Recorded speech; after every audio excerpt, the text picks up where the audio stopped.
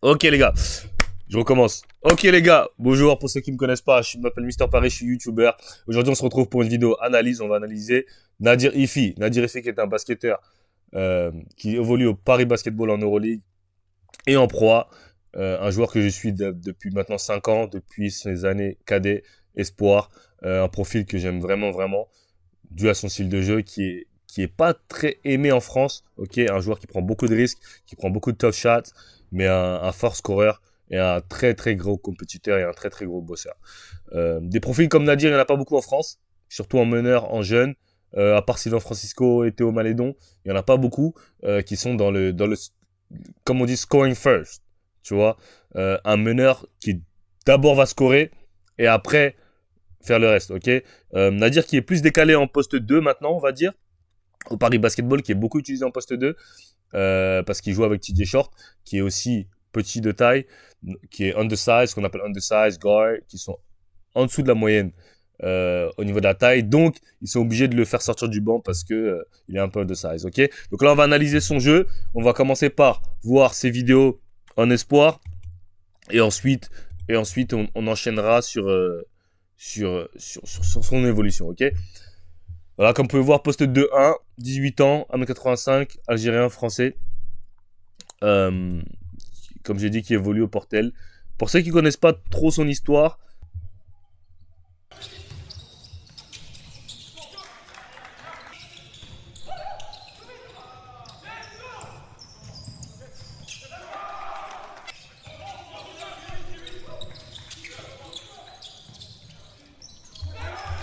voilà. Déjà, vous pouvez le voir, qu'on est au premier cartel, il a déjà mis les 8 points de l'équipe.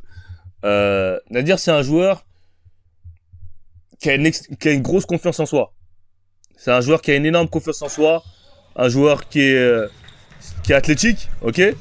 Euh, Peut-être qu'il ne saute pas haut, mais c'est un joueur qui court extrêmement vite et qui est très très dur au contact. C'est un joueur qui est très très dur au contact.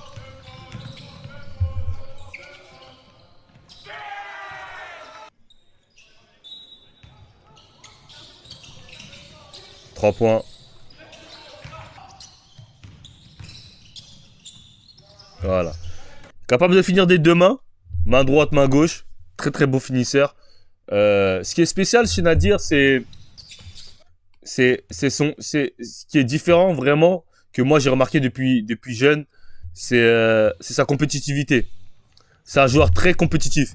Et tu peux le voir après chaque panier où il va crier, où il va parler, où il va pas avoir peur de prendre les tirs. Il va pas avoir peur de jouer contre qui que ce soit ou de jouer à n'importe quel niveau, ok. Et c'est ce qui manque beaucoup aux jeunes français, c'est qu'ils ont peur de oser. Ils ont très très peur d'oser. Donc quand t'as un jeune de 18 ans qui n'a pas peur de se confronter aux pros, qui n'a pas peur d'oser de prendre des tirs de ouf, qui n'a pas peur de game, et ben ça donne ça donne un à dire, tout simplement.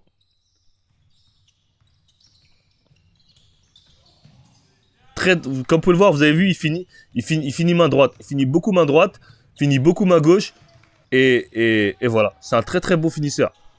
Encore 3 points. Et chose très très importante, je pense, et qu'il y a beaucoup de personnes qui peuvent prendre cet exemple-là.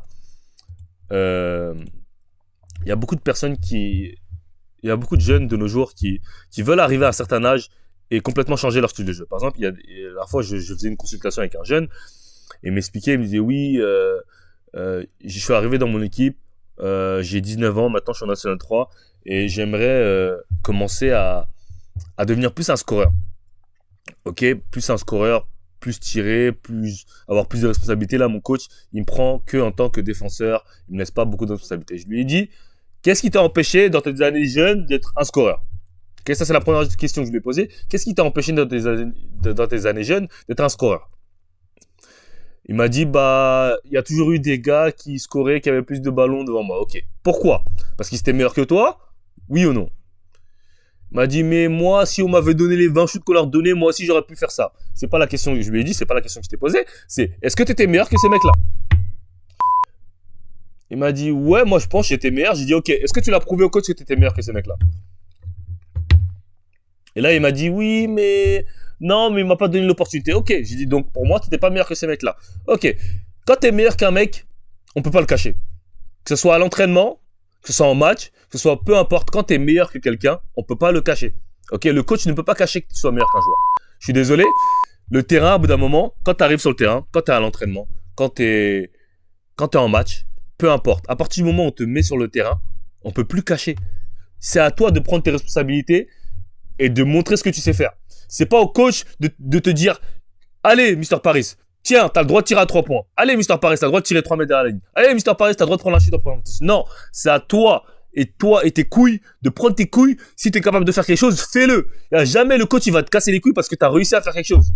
Si tu peux mettre 20 points par match en tirant 50% au tir, jamais le coach, il va dire ne le fais pas. Mais un coach va jamais te dire, prends tous les shoots, tiens. Surtout en jeune, ça n'arrive pas. Surtout si t'es un mec qui n'est pas dans les radars.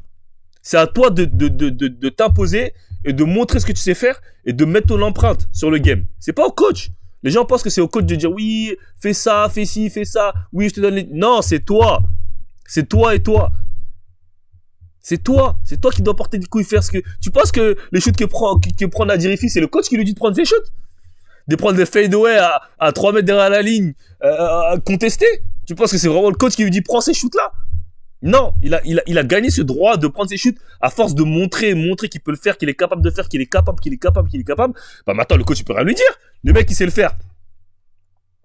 Personne va vous dire de prendre des risques sur le terrain. C'est à vous d'être capable de prendre ces risques et d'être capable de faire ces choses-là.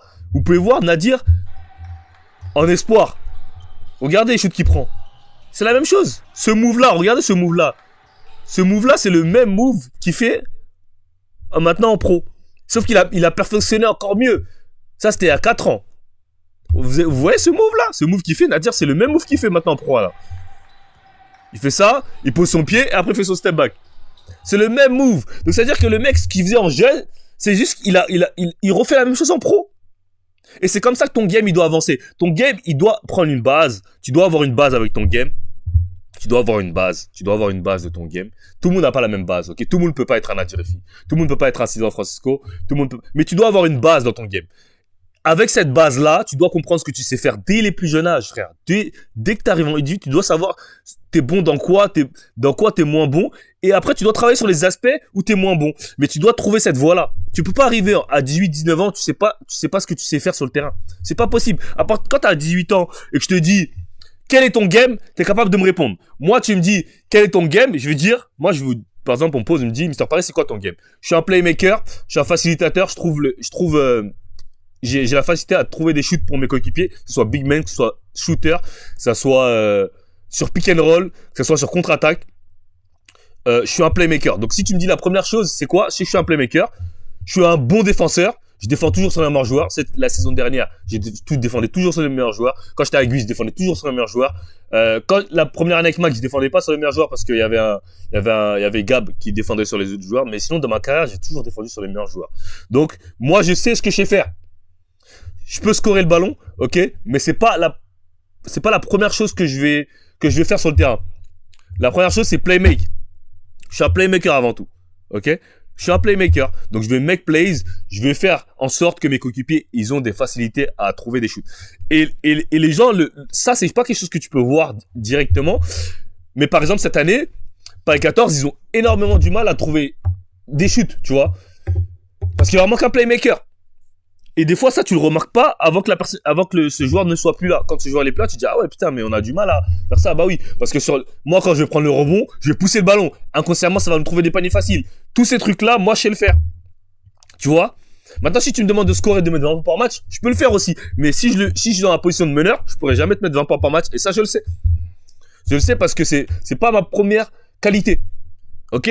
Si tu regardes Nadir Hiffi, sa première qualité, c'est quoi? C'est scoring. C'est pas facilité pour les autres. C'est pas de créer le jeu pour les autres. Ça a jamais été son truc. Tu vois? Ça a jamais été son truc. Surtout quand en espoir, il jouait poste 2. En espoir, il jouait même pas poste 1, il jouait poste 2 shooter. Donc Nadir, ce qu'il a fait, c'est qu'il a perfectionné ça. depuis tout jeune. Voilà, scoring, scoring, scoring. Il était meilleur scoreur espoir, meilleur scoreur espoir. Une fois que t'es ça, et la plupart des gens, qu'est-ce qu'ils vont lui dire à Nadir de base? Qu'est-ce qu'ils lui disent à Nadir de base?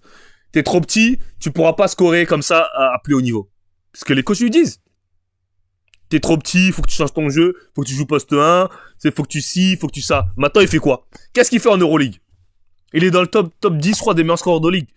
Mais si t'écoutes les coachs, si t'écoutes la moyenne de tout ce que les gens ils disent, à 1m85, tu peux pas être un top scorer. C'est ce qu'ils vont dire. Ils vont dire, tu peux pas jouer poste 2 à 1m85, tu peux pas, t'es trop petit, nanani, nanana. Bah, la preuve vivante qu'il le fait, le mec. Donc, des fois, on va vous mettre dans des cases, on va vous dire, oui, mais c'est pas possible que tu fasses ça. C'est pas que t'es pas possible, c'est que t'es pas assez bon à ce moment-là. Si t'es bon, tu peux faire tout ce que tu veux.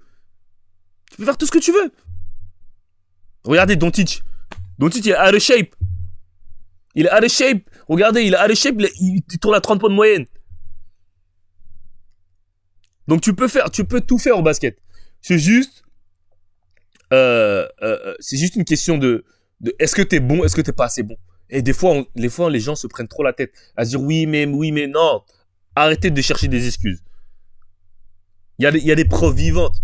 Il y a des preuves qu'il y a des mecs qui sont partis de rien, qui n'ont pas été respectés, qui sont montés, qui sont là sur le toit de l'Europe, frère.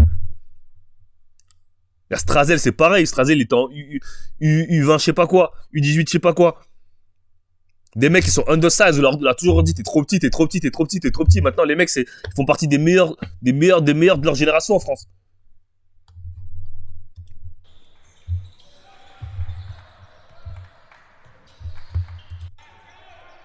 Regardez. Franchement, tu regardes Nadir. Maintenant, c'est juste un upgrade. Mais c'est le même style de jeu. C'est le même style de jeu. C'est pareil.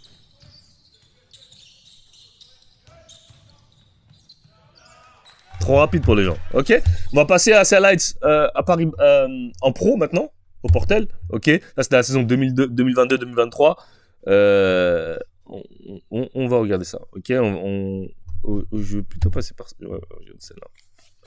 Ça va être compliqué de défendre sur lui. Voilà, Nadir Ifi, Frédéric, qui s'était révélé à l'occasion de la rencontre.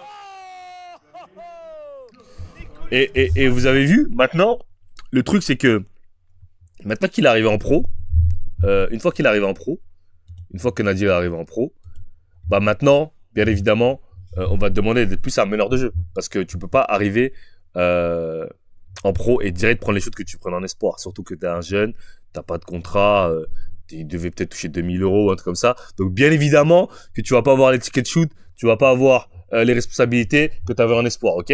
Donc Nadir, comment il a commencé à être efficace en pro? On va regarder ça tout de suite et vous allez voir que c'est très très très très important de savoir faire ce qu'il fait. Vous avez vu juste après ça, après cette passe d'ess là. Nadir Ifi, Frédéric, qui s'était révélé à l'occasion de la rencontre. Regardez ce qu'il fait. Dès qu'il a marqué, défense sur Daffy Austin. Et ça, c'est quelque chose, les gars, je vais vous dire la vérité, la porte d'entrée pour le championnat pro pour les jeunes, la porte d'entrée, ok, j'ai bien dit la porte d'entrée. Parce que le plus dur, c'est de rentrer. Le plus dur, c'est de rentrer. En pro, en France, le plus dur, c'est d'y rentrer. C'est d'y rentrer. La porte d'entrée, c'est la défense.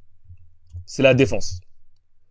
En défense, t'as pas besoin d'être super skills, t'as pas besoin d'être super fort, t'as pas besoin d'être super exceptionnel, t'as besoin juste d'avoir un mental, un cœur et être in shape.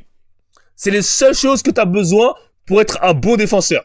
Avoir la dalle, être in shape et être smart. Smart, ça, tu peux le travailler tout simplement en regardant des vidéos, en regardant des matchs, en regardant. Mais si tu veux rentrer en pro, c'est la défense d'abord.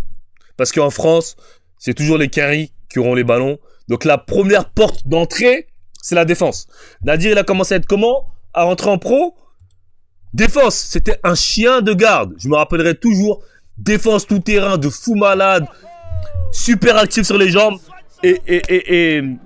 Non, c'est un live. Et c'est la porte d'entrée, comme je l'ai dit, c'est la défense. Et après, ce qu'il fait en espoir, il fait la même chose en pro. Pull-up, 3 points. Toujours même shoot. Putain, 17-0, putain, le portel, ils étaient horribles cette année. Ah non, c'est le score qui est mauvais. C'est la NBA, ouais, la NBA, c'est vraiment dingue. C'est la même chose. Ce qu'il faisait en espoir, il fait exactement la même chose en pro. Ce qu'il faisait en espoir, en espoir, c'est la même chose. Absolument, les skills, c'est des skills. Si tu maîtrises tes skills, peu importe le niveau où tu joues, tu es capable de retransmettre. Derrière, c'est le choix de Ifi d'aller scorer. Il cherche aussi peut-être la faute, hein. Nadir. Ifi qui trouve Nikolic. Très bonne passe. Et vous avez vu? Défense tout terrain. Vous avez vu ça? Défense tout terrain. Là, c'est Tremont Waters. Il empêche de recevoir le ballon direct. Direct. Victor Wembanyama, c'était trop tard. C'est comme ça qu'il a commencé pour rentrer sur le terrain.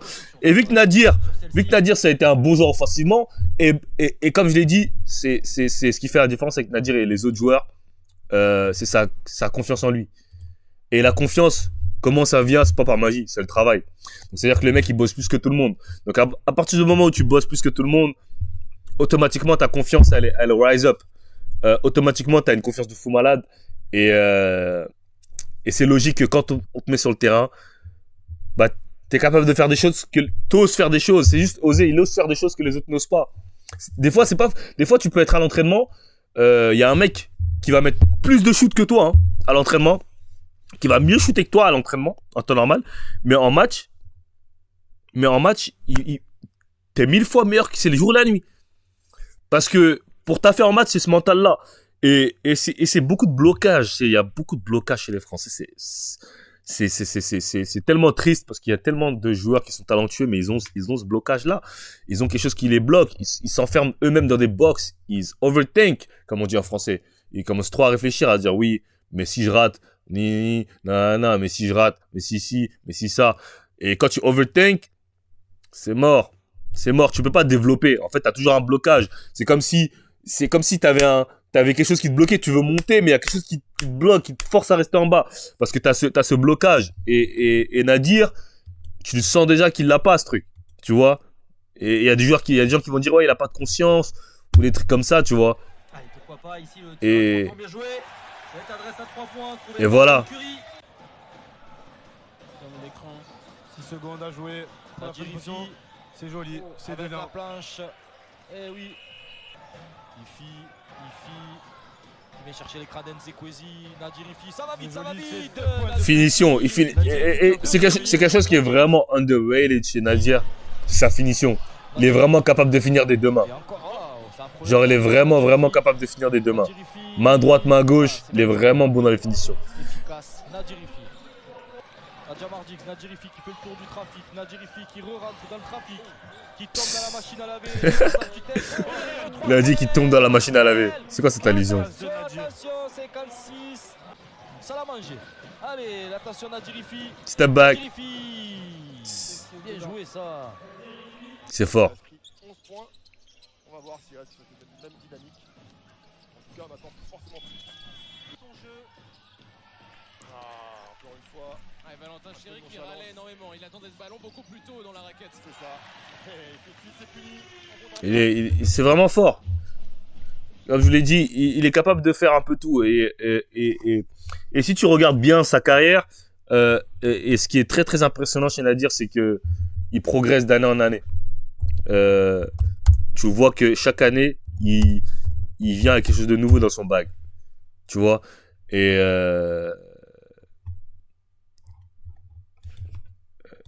c'est très important de progresser chaque année. Ça, c'est peut-être la chose la plus importante, je pense, chez un joueur, c'est de progresser chaque année. Paris Basket Highlights.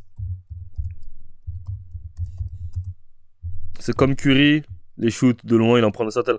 Bah oui, il n'y a pas de hasard en fait. Hein. C'est pas le basket, c'est pas un hasard. C'est pour ça que ça m'a fait rire parce que pourquoi il n'y a pas de highlights de lui? Pourquoi il n'y a pas de highlights de Nadir? Bon, on va regarder ça là. Mais C'est pour ça que ça fait rire quand les gens disent que c'est de la chance ou des trucs comme ça. Le mec, il fait, en fait, tu vois, si franchement, si tu le suis depuis longtemps, tu sais, tu le voyais venir. Moi, je vous jure, je l'avais vu en espoir, j'avais dit, la première fois que je l'avais dit, j'ai dit, mais j'ai jamais vu de gars avec un mental comme ça en France. Avec une mentalité comme ça en France. Genre, franchement, avant de voir Nadir, j'avais jamais vu de gars. Genre, j'en avais vu plein aux States, avec les mentalités comme il a, mais des mentalités comme lui, j'avais pas vu en France. Je te jure, quand je l'ai vu jouer la première fois, je me rappelle, je sais plus c'était quand.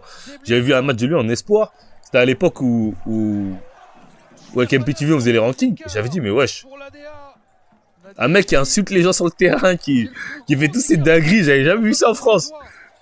Oh! Alors qu'ils ont été à -8. Et il y a beaucoup de monde qui pense que Nadir il peut pas jouer meneur, mais Nadir il peut jouer meneur. Après, moi aussi, je pense qu'il est meilleur en poste 2. Dans ce rôle de prendre énormément de shoot, de pas trop calculer, etc. Je pense qu'il est meilleur en poste 2. Mais je pense qu'il peut aussi jouer meneur. Moi, c'est mon avis, je pense qu'il peut aussi jouer meneur. Après, moi, je le vois mieux en poste 2. Je pense qu'il est meilleur en poste 2. Et je pense que c'est un bon défenseur. Hein. Les gens, des fois, ça tarde trop sur la taille et sur le physique des gens. Mais Nadir, c'est un très bon défenseur pour moi. Après, il est undersize. Le problème, c'est qu'il a des petits bras et il est petit. Donc, ça fait que, bah voilà, la taille, tu peux pas. Il faisait la même chose en espoir. Franchement. Seul la faire fructifier. Bon offensif de Grappi, nouvelle seconde chance. Au match aller, Gravelines Dunkerque avait dominé. Tough. Pour l'instant, ce sont les Parisiens. Complètement tough. Nadir Ifi. Tough. Tout simplement. Cette année, c'est le meilleur score de Betclic. Il va finir un meilleur score hein, cette année en Betclic. Il est clairement au-dessus de la Betclic. Et il va finir un meilleur score. Je pense qu'il va être dans le top 10 de meilleur score de Euroleague. Franchement, je vais pas vous mentir, les gars. Je sais pas comment ça s'est passé pour son choix avec le Paris Basket parce que c'est incroyable. Hein, parce que quand il signe au Paris Basket, à ce moment-là, le coach qu'il avait là, Thomas, je sais pas qui, il n'était pas encore là. Il n'avait pas encore signé au Paris. Il n'avait pas encore signé à Paris, ils n'avaient pas encore de coach. Et c'est dangereux de faire ça parce que il suffit que le coach il aime pas trop ton game. Après c'est différent un peu. C'est un peu différent en pro parce que généralement quand tu pour un statut, tu l'as ce statut là, tu vois, mais signer pour un coach quand tu as un profil comme lui, c'est pour signer avant d'avoir vu le coach, c'est vraiment spécial, tu vois. Et je pense qu'il est tombé sur le coach parfait parce que quand il tombe sur le coach de Paris Basket, qui joue vraiment dans un style de jeu de fast pace, de vraiment grosse défense scoring, et bah c'est parfait pour lui parce que lui, il peut jouer sans trop overthink, vraiment avec un jeu libre et prendre énormément de shoot. Et je pense qu'il a tellement fort progressé, c'est une dinguerie. Et donc après, maintenant qu'il a installé son style de jeu là, il a montré à tout le monde qu'il est capable de scorer. Ça y est, c'est fini. Après la série qu'il a fait contre Monaco l'année dernière, ça y est, tu vois, il n'y a plus rien à dire sur Nadir. On sait qu'il peut bousiller à tous les niveaux, il peut faire ce qu'il fait partout. Son step back, voilà. Le petit prince de Paris. Le prince de Paris. La première manche de la demi-finale face aux London Lions, la deuxième s'enchaînera le 29. C'est plus un prince maintenant. 31 face à Nanterre. Le calendrier est absolument incroyable. Mais ouais, comme je l'ai dit, voilà, pour moi c'est un très très très bon joueur que j'espère va jouer en NBA. Je le vois très bien jouer en NBA pour moi. Il est undersize, mais Campazzo a réussi à l'NBA, donc je vois pas pourquoi Nadir n'irait pas. Voilà, et il l'a montré en Summer League, il est capable de scorer, et voilà. Voilà, après, je pense que la prochaine étape, c'est Paris Basket, là, continuer à bousiller en Euroleague, et pourquoi pas rejoindre une équipe NBA l'année prochaine. Hein. Voilà. Ok, bon, on a fini avec Nadir Ifi. On va